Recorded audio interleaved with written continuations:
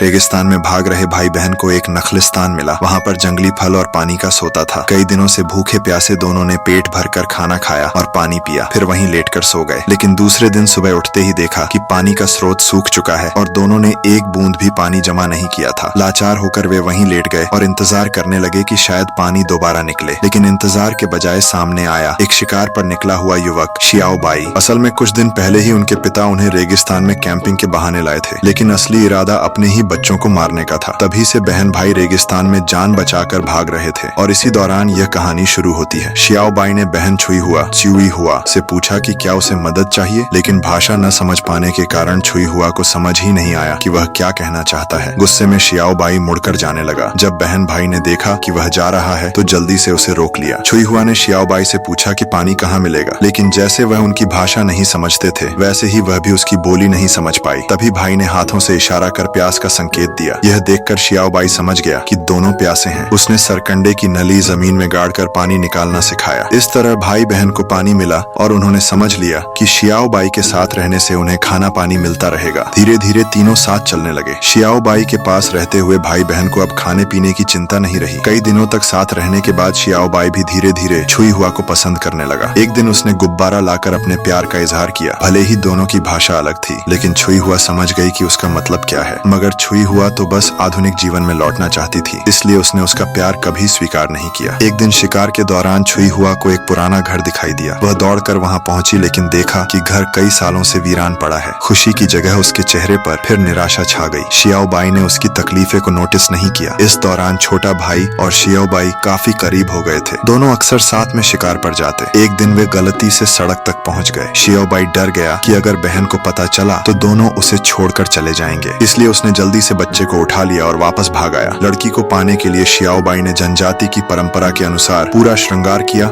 और दिन भर नृत्य करके छुई हुआ को रिझाने की कोशिश की, लेकिन छुई हुआ के मन में कोई बदलाव नहीं आया। निराश होकर शियाओ बाई रोने लगा। अगले दिन जब बहन भाई निकलने की तैयारी कर रहे थे तो देखा कि शियाओ बाई एक पेड़ से फांसी पर लटका हुआ है। छुई हुआ ने उसे देखा पर दुखी नहीं हुई, बस उसके शरीर से चींटियां हटा दी। फिर भाई बहन उसी सड़क पर पहुंचे जो घर की ओर जाती थी और कहानी यहीं समाप्त हो जाती।